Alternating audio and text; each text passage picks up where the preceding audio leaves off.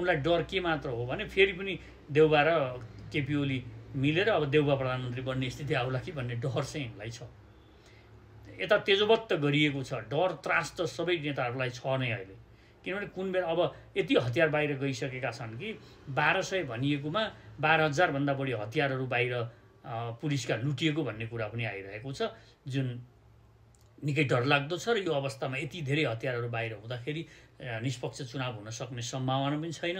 र अहिले जुन तत्त्वले सुशीला कार्कीलाई उचालिराखेको छ त्यो चुनाव गराउने तत्त्व होइन, यो कुरा बुझ्न जरुरी छ। अब प्रचण्ड दुईटा ठुला पार्टीको त हामीले स्ट्यान्ड के हो भनेर बुझ्यौँ भने रासपाको के हो त?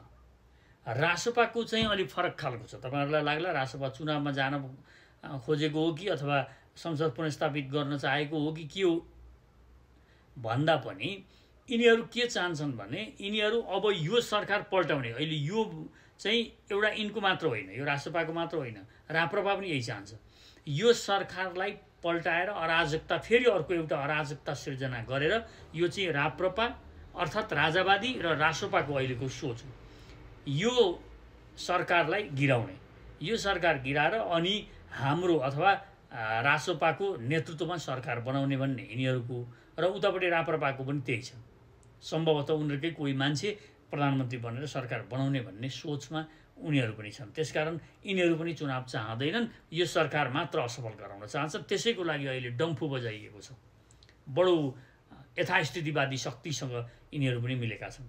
र अहिले यो लडाइँ भनेको यथास्थितिवादी र परिवर्तनकामी शक्तिहरू बिचको लडाइँ हो।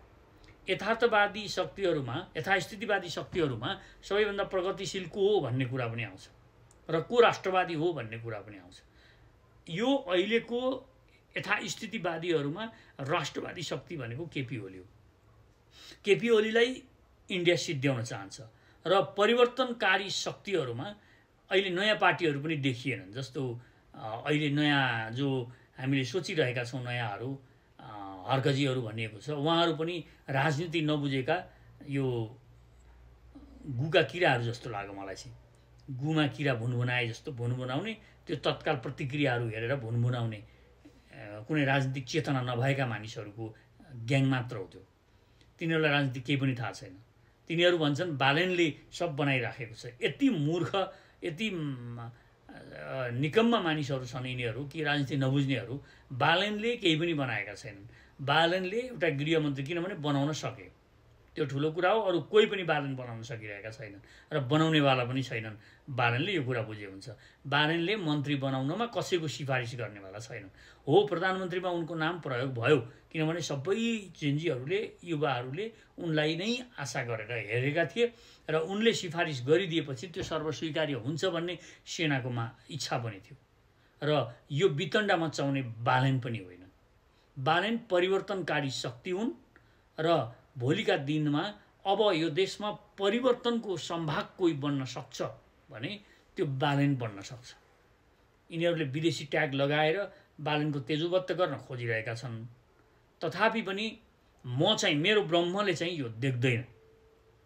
मेरो ब्रह्मले राजनीति देख्छ र उनले के गर्न खोजेका थिए जेन्जीहरूलाई सपोर्ट गरेर उनले युवाहरूलाई कसरी राजनीतिक चेतना भर्न खोजिरहेका थिए त्यो सामान्य मान्छे, अलिकति चेतनशील मान्छेले बुझ्छ। त्यो मूर्खहरूले र अर्काको पछि कुद्ने अन्धाहरूले मात्र नबुझ्ने हो। यो भक्तहरूले आफूलाई आफ्नो जीवन मात्र बर्बाद गर्दैनन्। यिनीहरूले जसको भक्ति गरिरहेका छन् त्यसको जीवन पनि बर्बाद पार्छन् र देश पनि बर्बाद पार्छन् यी अन्धभक्तहरूले। त्यसकारण यी अन्धभक्तहरूका पछाडि नलाग्नुहोस्। अब एउटा आवाज छ, हामीसँग एउटा होप छ, हामीसँग सेना पनि छ। म त अझ भन्छु दुईटा होप छ। जनताको होपमा बालेन छ र सेना शक्तिको होपमा सेना छ, आशा छ। यी दुईटा अब अहिलेका आशा हुन् भन्ने म ठान्छु। अराजकता कसले मचाउन चाहन्छ? अराजकता कुनै युवाहरू अराजकता मचाउन चाहँदैनन् किनभने त्यो अराजकताबाट उनीहरूलाई फाइदा हुने केही पनि छैन। अराजकता जहिले पनि सत्ताको लालचमा, सत्तामा आँखा हुनेहरू र शक्तिमा आँखा हुनेहरूले मचाउने हो। त्यसकारण अराजकतामा भागीदार भनेका यिनै राजावादीहरू थिए, यिनै प्रचण्ड थिए, यिनै रासपाहरू थिए। अब यसमा संलग्न हुने, यसमा प्रभावित भएर लाग्ने युवाहरू थिएनन् भन्ने होइन, थिए, तर ती निर्दोष युवाहरूलाई बहकाउमा लगाइएको थियो। अब हामीले यो के पापडहरू पाक्यो त्यो बेला के हुन खोजेको थियो भन्ने कुरा पनि आउँछ। इन्डिया सिधै यो किसिमको नागरिक सरकारको पक्षमा इन्डिया थिएन। यो नेपालको सेनाले बुद्धि पुर्याएर मात्र भएको। यो संसद विघटन गर्ने पक्षमा पनि इन्डिया थिएन। इन्डियाको मैले बारम्बार भनेको छु, इन्डियाको चाहना भनेको जसरी हुन्छ यो संसदलाई राखेर प्रचण्ड अथवा रविलाई प्रधानमन्त्री बनाएर आफ्ना कामहरू फत्ते गर्नु थियो, इन्डियालाई असफल गराउनु थियो ओलीलाई। उसको चाहना यो थियो। तर यो कुरा नेपाली सेनाले स्वीकार गर्न सकेन, स्वीकार्य थिएन नेपाली सेनालाई। र विकल्पमा कर्मचारीहरूले जसले जो पुलिसका मानिसहरू, पुलिसका आइजिपी बन्ने सपना देखेका केही कार्कीज्यूहरू, यी कार्कीज्यूहरूको एउटा ठुलो खेल थियो यहाँ। यिनीहरूले दुरुपयोग गरिरहेका थिए प्रहरीको शक्तिलाई र भोलि आइजिपी बन्ने, पालो मिचेर आइजिपी बन्ने अभिलाषामा यस्ता अपराधीहरूले प्रहरीको संयन्त्रलाई नि गलत तरिकाले सञ्चालन गरिरहेका थिए। र ती हतियारहरू जुन लुटिए, यिनी आफै प्रमुख भएको ठाउँबाट हजारौं हतियारहरू लुटिएका छन्। ती हतियारहरू कहाँ छन्, ती हतियारहरूको जिम्मेवार को हो, त्यो पनि बुझ्नुपर्ने हुन्छ। र हामी सेनाले के गरे त? सेनाले धेरैले भन्छन् कु गर्न लागेको थियो भन्ने पनि कुरा छ। वास्तवमा 24 गते जुन अराजकता देशव्यापी रूपमा देखिएको थियो, त्यो सुनियोजित रूपमा यिनै रासपा, राप्रपाहरू अनि प्रचण्डहरूले जुन खेल गरेका थिए, त्यसले देशव्यापी एउटा लहर चलेको थियो। र यो टिबेटियन फ्री टिबेटको मुभमेन्ट गर्नेहरूले पनि यो आतंक मचाइरहेका थिए। र त्यो आतंक थामी नसक्नुको डरलाग्दो भएको थियो। वास्तवमा प्रहरी सशस्त्र मात्र असफल होइन, सेनालाई नि अब शङ्का लाग्न थालेको थियो। यो विद्रोह यसरी नै बढ्यो भने त भोलि हजारौं मानिसहरू मार्नुपर्ने हुनसक्छ। त्यसकारण त्यो खतरा हुनसक्छ। यो बुझेरै शान्तिको लागि एकदमसँगले एउटा मान्छेको हात नगरिकन सेनाले बुद्धिमत्ताका साथ यो काम गरिरहेको थियो। सेनालाई थाहा थियो संसद रहिरह्यो भने र प्रचण्डलाई प्रधानमन्त्री बनाउने अथवा रासपालाई प्रधानमन्त्री बनाउने भनेर त्यहाँ कुरा उठाइयो मात्र भने फेरि आगो लाग्नेछ, यो कुरा सेनालाई थाहा थियो। त्यसैले पहिला त सेनाले यो कुरालाई अलिकति यो रासपाको रवि नै हुन्छ कि भन्ने भ्रम पनि परेको थियो र उसलाई निकालिएको थियो। जेल फोरेर यो मान्छेलाई निकाल्ने जुन प्रयत्न भयो, त्यो सानोतिनो अपराध भएको छैन यो देशमा। यिनीहरूले जुन योजना गरे, यो जेल फोर्ने, देशभरिका जेलहरू फोरेर अपराधीहरूलाई बाहिर निकाल्ने र देशको बदनाम संसारभरि गराउने, यो रासपाले 2-3टा काम यति भयानक घिनलाग्दो काम गरेको छ सत्ताको लागि र आफ्नो ठगी प्रक्रिया, ठगबाट बच्नको लागि, ठगी अपराधबाट बच्नको लागि यो मान्छेले खेलेको भूमिका एकदमै घिनलाग्दो छ। यो पार्टीले, यो पार्टी यो देशको लागि एकदमै घातक पार्टी हो भन्ने कुरा म अब चाहिँ निर्गुणमा पुगेको छु। यसमा मलाई शङ्का छैन। अब चाहिँ यो सरकार के कसरी बनौँ भन्दा पनि यो सरकार एउटा सरकार बन्नुपर्ने जरुरी थियो। किनभने संसद पुनर्स्थापित भयो भने यो विद्रोह रोकिन्छ भन्नेमा सेना थिएन। सेनाले ठिक मूल्याङ्कन पनि गरेको थियो। विद्रोह अझै चरम उत्कर्षमा पुग्थ्यो यदि केपी ओलीले राजीनामा नदिने र संसद विघटन नगर्ने हो भने त्यो अवस्थामा पुग्न सक्थ्यो। त्यो कारणले यहाँनिर र प्रचण्ड नै फेरि बल गरेर, प्रचण्ड अथवा रासपा बल गरेर फेरि पनि प्रधानमन्त्री बन्ने जमर्को गर्ने हो भने त्यो भयानक र नेपालको अस्तित्व नै मेटिने खालको स्थिति सिर्जना हुन सक्थ्यो। यो मूल्याङ्कन ठिक भएको छ र एउटा सरकार बनेको छ। सत्ता गुमाएका ठुला पार्टीहरू जेनजीलाई अराजक भन्ने गर्छन्, भनिरहेकै छन्। तर यो अराजकता कसले गरेको हो उनीहरूलाई राम्रोसँगले थाहा छ। तर उनीहरू यो भन्न सक्दैन कि अराजकता गर्ने को हो भनेर भन्न सक्ने ल्याकत अब उनीहरूमा पनि छैन। शेरबहादुर देउवालाई, आर्जु देउवालाई र उनका नजिकका मानिसहरूलाई स्पष्ट रूपमा थाहा छ शेखर कोइराला यो अराजकताको एउटा कडी हुन् भनेर। उनीमाथिको आक्रमणमा यिनीहरूको हात छ भन्ने कुरा उनलाई राम्ररी थाहा छ, तर उनी त्यो भन्न सक्दैनन्। केपी ओली र उनको टिमलाई राम्रोसँगले थाहा छ यो अराजकता रले प्रचण्डलाई बोकेर गरेको छ, प्रचण्डको काँधमा बन्दुक राखेर रले पड्काएको हो भन्ने कुरा राम्रोसँगले केपी ओलीज्यूलाई पनि थाहा छ, तर उहाँ त्यो भन्न सक्नुहुन्न। उहाँहरूलाई थाहा छ यो रासपा अब सबै अराजकताको जड र यो विध्वंस, यो आगजनीको जड यिनीहरूबाट सुरु हुन्छ भन्ने कुरा उहाँहरूलाई थाहा छ। तर अब उहाँहरू पार्टीलाई दोष दिन चाहनुहुन्न, किनभने अब उहाँहरू भोलि तिनै पार्टीसँग मिलेर काम गर्नुपर्ने हुनसक्छ र यो दोष उहाँहरू सबै बालेनलाई लगाउन चाहनुहुन्छ। बालेनको टाउकोमा राखिदिएपछि अब भोलि बालेनसँग त मिल्नुपर्ने जरुरी छैन र उहाँहरू अहिले आफ्ना ती टाउकाहरू जसको कारणले यो देशमा आगो लाग्यो तिनीहरूलाई बचाउनपट्टि लागिराख्नु भएको छ। उहाँहरू औँलो ठड्याएर राजापट्टि फर्काउन सक्नुहुन्न। यो निर्मल निवासतिर औँलो ठडाउने ल्याकत उहाँहरूमा छैन। अब कि ती राजावादीहरूले कसरी आगो लगाए यिनीहरूसँग मिसिएर यो तीनटा टोली मिलेर यिनीहरूले जेन्जीको टाउकोमा टेकेर कसरी प्रहार गरे त्यो दुनियाँलाई थाहा छ। तर त्यो भन्ने ल्याकत अब धेरैमा छैन। सबै बालेन बालेन बालेन भनिरहेका छन् र यो बालेन भनाउनमा सबैभन्दा ठुलो जोड इन्डियाको पनि छ। अब इन्डियाको शत्रु उसलाई थाहा छ अब केपी ओली सिद्धियो, अब केपी ओलीलाई बाँकी रहेको पनि उसलाई पार्टीबाट हटाएर सिद्ध्याइने छ भन्ने कुरा उसलाई थाहा छ। किनभने सबैभन्दा ठुलो शत्रु इन्डियाको कोही छ भने नेपालमा के विश्वमै त्यो केपी ओली नै हो। केपी ओली जस्तो एउटा भीमकाय शत्रुलाई यसरी हटाउन सकेकोमा वास्तवमा इन्डिया अहिले सफलताको चरम उत्कर्षमा छ। उसले आफूलाई सफल भएको ठानिरहेको छ। यो उसको मात्रै ल्याकतको कुरा त थिएन, तर यही बेला सरकारले र केपी ओलीज्यूहरूले गल्ती गर्नु र पश्चिमाहरूसँग भिड्न जानुको कारणले गर्दाखेरि यो सब भयो। यो सब गर्न सजिलो भयो। यो जेन्जी विद्रोहमा यो जेन्जी विद्रोह यसरी हुँदैछ भन्ने कुरा र यो विद्रोहलाई प्रयोग गरेर कसरी अराजकता मचाइँदैछ भन्ने कुरा यो कसलाई थाहा थियो र कसलाई थाहा थिएन त्यो पनि हामीले थाहा पाउन जरुरी छ। र अब के हुन खोज्दैछ, त्यो बेला के कुराहरू भएका थिए त्यसलाई पनि बुझ्न जरुरी छ। वास्तवमा यो विद्रोह, यो जेन्जी विद्रोह पवित्र रूपमा सञ्चालन गर्ने इच्छाले नै सुरु भएको सोच थियो।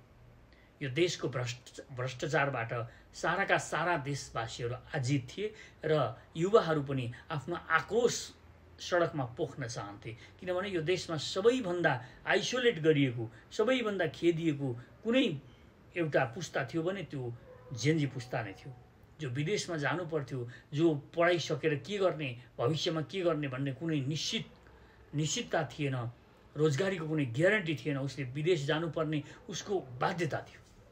यो कारणले गर्दाखेरि पनि उसले विद्रोह, आक्रोश उसलाई थियो समाजमा र यही बेला वास्तवमा उसले जुन विद्रोहको रचना सुरुवात गरेको थियो, देशका जनताहरूलाई जगाउन चाहेको थियो, भ्रष्टाचारको विरुद्धमा आवाज उठाउन खोजेको थियो, त्यसमा टेके यिनै पश्चिमा शक्तिहरू र स्वतन्त्र तिब्बतको नारा लाउनेहरू पनि यसमा उसै गरी मिसिए। यी सबैलाई केपी ओली फाल्नु थियो। पहिला केपी ओली कसलाई फाल्नु थियो? फ्री तिब्बतको नारा लाउनेहरूलाई केपी ओली फाल्नु थियो, किनभने उनीहरूले खुलेर यहाँ एक्टिभिटी गर्न पाएका थिएनन् चीनका विरुद्धमा। उनीहरूलाई जरुरी थियो। पश्चिमाहरूलाई पनि अब सामाजिक सञ्जाल बन्द हुनेदेखिका कुराहरू थिए भने उनीहरू पनि यसरी चीनप्रति यहाँको सरकार एकहोरो रूपमा लागिरहेको उनीहरूले फिल गरेका थिए, त्यसकारण उनीहरू विरुद्धमा थिए। उता इन्डियाको त कुरै नगरौँ, इन्डिया त कुनै पनि हालतमा अब सत्ताबाट केपी ओलीलाई हटाउने मात्र होइन, हटाउन नसकेमा उनको हत्या गर्ने सम्मको पोजिसनमा पुगिसकेको थियो। अब यता प्रचण्डज्यूलाई हुटुटी थियो, उहाँलाई रका एजेन्टहरूले प्रधानमन्त्री बनाइदिएका थिए। अनि अर्कोतिर यहीँका आइजिपी हुन चाहनेहरू, यहीँका सचिवहरू, जो कर्मचारीहरूको एकदमसँगले जुन तरिकाले यिनीहरू शोषण भ्रष्टाचार गरिरहेका थिए त्यो पनि ठिक ढङ्गले गर्न पाइरहेका थिएन।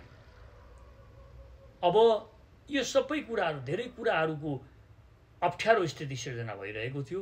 त्यो कारणले पनि साँच्चीकै भन्ने हो भने समूल शक्ति यो चेन्ज गर्न खोजिरहेको थियो, यो सत्ता परिवर्तन गर्न खोजिरहेको थियो, अराजकता मचाउन आवश्यक थियो। अराजकता कसले मचाउन चाहन्छ? अराजकता कुनै युवाहरू अराजकता मचाउन चाहँदैन, किनभने त्यो अराजकताबाट उनीहरूलाई फाइदा हुने केही पनि छैन। अराजकता जहिले पनि सत्ताको लालचमा, सत्तामा आँखा हुनेहरू र शक्तिमा आँखा हुनेहरूले मचाउने हो। त्यसकारण अराजकतामा भागीदार भनेका यिनै राजावादीहरू थिए, यिनै प्रचण्ड थिए, यिनै रासपाहरू थिए। अब यसमा संलग्न हुने, यसमा प्रभावित भएर लाग्ने युवाहरू थिएनन् भन्ने होइन, थिए, तर ती निर्दोष युवाहरूलाई बहकाउमा लगाइएको थियो। अब हामीले यो के पापडहरू पाक्यो, त्यो बेला के हुन खोजेको थियो भन्ने कुरा पनि आउँछ। इन्डिया सिधै यो किसिमको नागरिक सरकारको पक्षमा इन्डिया थिएन। यो नेपालको सेनाले बुद्धि पुर्याएर मात्र भएको। यो संसद विघटन गर्ने पक्षमा पनि इन्डिया थिएन।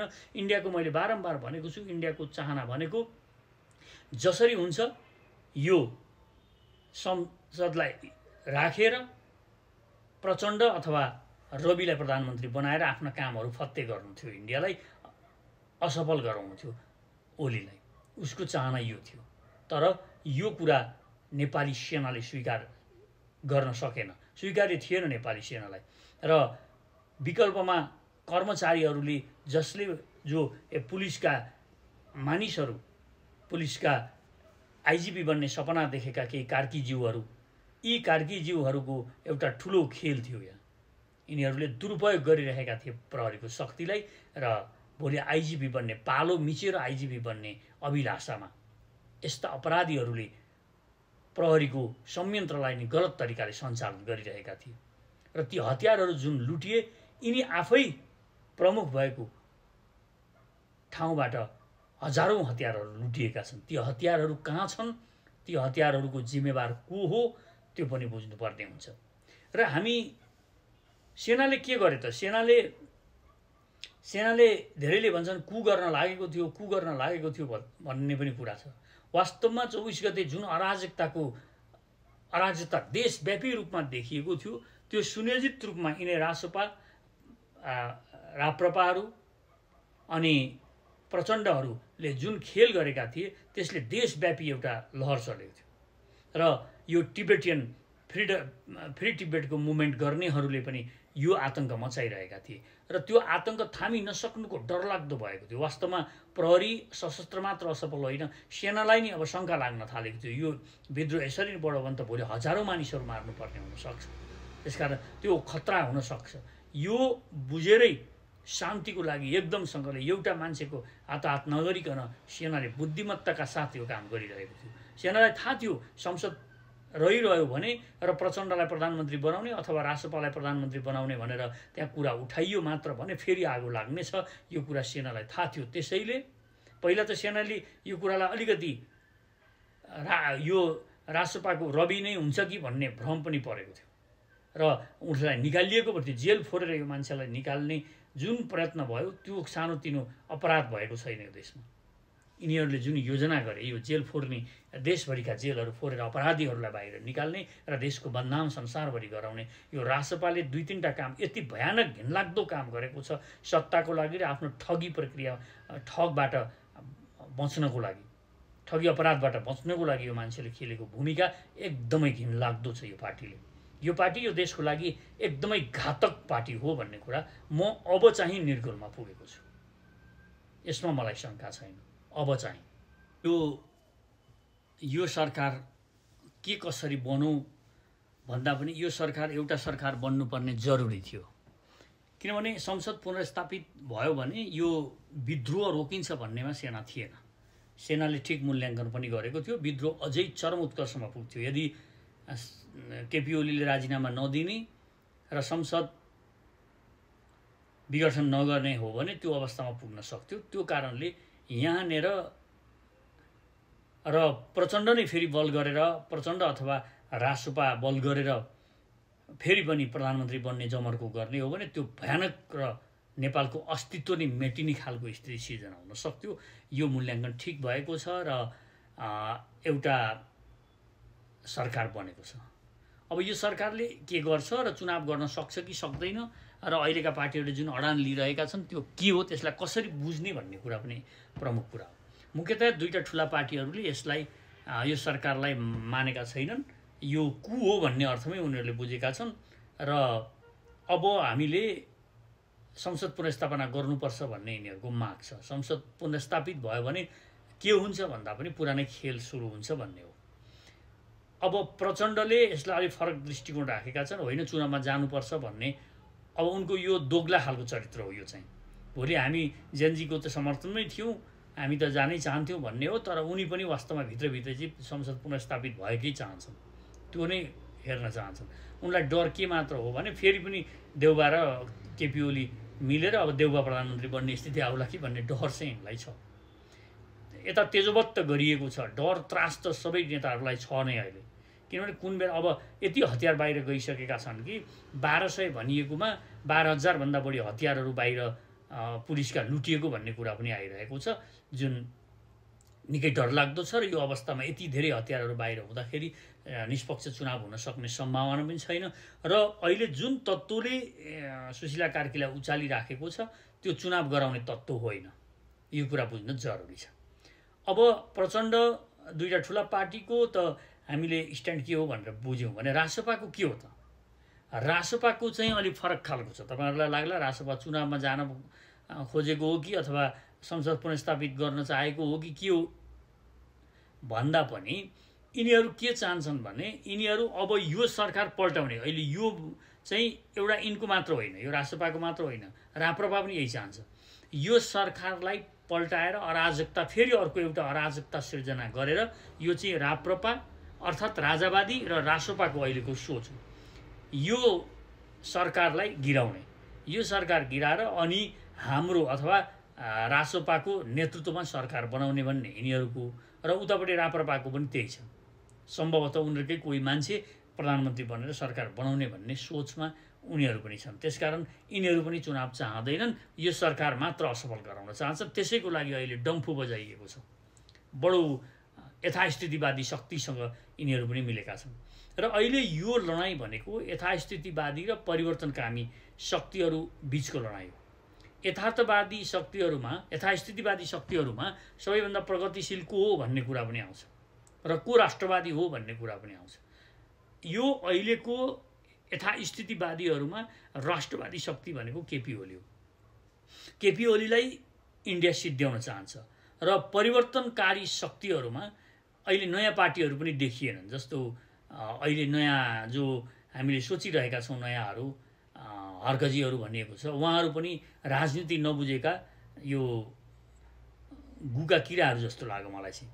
गुमा किरा भुनभुनाए जस्तो भुनभुनाउने, त्यो तत्काल प्रतिक्रियाहरू हेरेर भुनभुनाउने कुनै राजनीतिक चेतना नभएका मानिसहरूको ग्याङ मात्र हो त्यो। तिनीहरूलाई राजनीति केही पनि थाहा छैन। तिनीहरू भन्छन् बालेनले सब बनाइराखेको छ। यति मूर्ख, यति निकम्मा मानिसहरू छन् यिनीहरू कि राजनीति नबुझ्नेहरू। बालेनले केही पनि बनाएका छैनन्। बालेनले एउटा गृहमन्त्री किनभने बनाउन सके, त्यो ठुलो कुरा हो। अरू कोही पनि बालेन बनाउन सकिरहेका छैनन् र बनाउनेवाला पनि छैनन्। बालेनले यो कुरा बुझे हुन्छ। बालेनले मन्त्री बनाउनमा कसैको सिफारिस गर्नेवाला छैनन्। हो, प्रधानमन्त्रीमा उनको नाम प्रयोग भयो किनभने सबै जेन्जीहरूले, युवाहरूले उनलाई नै आशा गरेर हेरेका थिए र उनले सिफारिस गरिदिएपछि त्यो सर्वस्वीकार्य हुन्छ भन्ने सेनाकोमा इच्छा पनि थियो। र यो वितण्डा मचाउने बालेन पनि होइन। बालेन परिवर्तनकारी शक्ति हुन् र भोलिका दिनमा अब यो देशमा परिवर्तनको सम्भाग कोही बन्न सक्छ भने त्यो बालेन बन्न सक्छ। यिनीहरूले विदेशी ट्याग लगाएर बालेनको तेजोबत्त गर्न खोजिरहेका छन्। तथापि पनि म चाहिँ, मेरो ब्रह्मले चाहिँ यो देख्दैन। मेरो ब्रह्मले राजनीति देख्छ र उनले के गर्न खोजेका थिए जेन्जीहरूलाई सपोर्ट गरेर उनले युवाहरूलाई कसरी राजनीतिक चेतना भर्न खोजिरहेका थिए त्यो सामान्य मान्छे, अलिकति चेतनशील मान्छेले बुझ्छ। त्यो मूर्खहरूले र अर्काको पछि कुद्ने अन्धाहरूले मात्र नबुझ्ने हो। यो भक्तहरूले आफूलाई आफ्नो जीवन मात्र बर्बाद गर्दैनन्। यिनीहरूले जसको भक्ति गरिरहेका छन् त्यसको जीवन पनि बर्बाद पार्छन् र देश पनि बर्बाद पार्छन् यी अन्धभक्तहरूले। त्यसकारण यी अन्धभक्तहरूका पछाडि नलाग्नुहोस्। अब आवाज एउटा आवाज छ, हामीसँग एउटा होप छ, हामीसँग सेना पनि छ। म त अझ भन्छु दुईटा होप छ, जनताको होपमा भ्यालेन छ र सेना शक्तिको होपमा सेना छ, आशा छ। यी दुईटा अब अहिलेका आशा हुन् भन्ने म ठान्छु र यिनीहरूलाई जनताले विश्वास गर्नुपर्छ अहिले नागरिकहरूले। र त्यो अनुसारले अब हामीले बिस्तारै बिस्तारै अगाडि बढ्ने प्रयत्न गऱ्यौँ भने आउँदा दिनहरूमा राम्रो हुन्छ। अब निर्वाचन नगराउने, अब सुशीलाजीले नै निर्वाचन गराउनको लागि पहल गर्नु सबैभन्दा राम्रो हुन्छ। हो, यो विद्रोहपछि बनेको सरकारले अलिकति विद्रोही जनताको आवाज सुनेको जस्तो पनि गर्नुपर्छ, तर सडकमा उठेका सबै आवाजहरूलाई तपाईँ न्याय गर्न सक्नुहुन्न। यो अवस्था हुँदैन। त्यो कारणले उहाँले अलिकति धम्कीका भाषाहरू जुन बोलिराख्नु भएको छ पुरानो शक्तिहरूलाई, त्यो त्यति नाजायज छैन, त्यति अनुचित छ म भन्ने, त्यो जरुरी छ।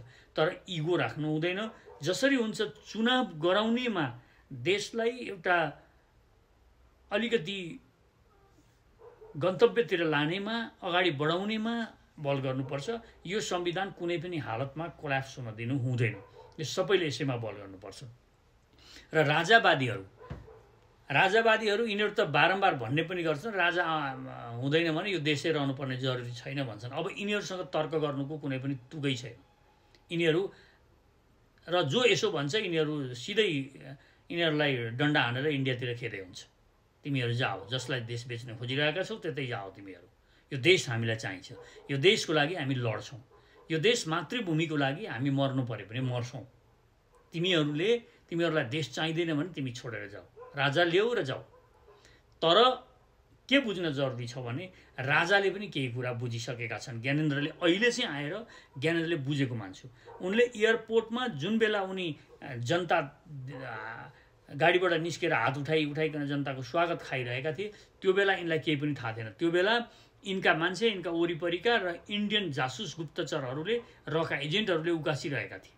तिनै मान्छेले उकासिरहेका थिए र अब राजा आउँछ र मजाले राजा आउँछ, दलहरू फेलिएर भइसक्यो भनेर यिनीहरूलाई आश्वासन दिएको थियो। तर त्यो कुरा लामो समय टिक्न सकेन, किनभने यिनीहरूले देखे त्यो जनताहरू एक खालका मानिसहरू मात्र आएर देशमा सत्ता परिवर्तन हुँदैन। 10,000 मान्छे 13,000 मान्छेहरू आएर राजा आउँदैन। राजा आयो भने के हुन्छ परिणाम त्यो बेला राजालाई पनि थाहा थिएन कि।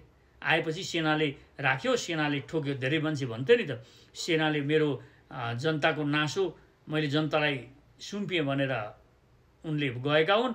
अब जनताको नासो मैले फेरि फिर्ता लिएँ भने र सेनाले सलामी हाने भने सकिएको नि भने जस्ता तर्कहरू, कुतर्कहरू मान्छेहरू गर्थे। यिनीहरूले पनि थाहा पाए अहिले सेनाले सलामी हानेर राजा यो देशमा रहँदैन। जनताले सलामी हान्न सक्नुपर्छ र यो देशको जनताले कहिल्यै पनि राजाको लागि सलामी हान्दैन, अब हान्दैन। त्यसकारण यो कुरा ज्ञानेन्द्रले बुझिसक्नु भएको छ मलाई जहाँसम्म लाग्छ। र यो कुरा नबुझ्ने भनेको यिनै राजावादीहरू हुन्। यिनीहरू कहिले बुझ्दैनन्, किनभने यी त मूर्खहरूको भिड हो भन्ने गर्छु। चेतना नभएका मानिसहरूको भिड हो राजावादी भनेको। यिनीहरूसँग चेतना छैन।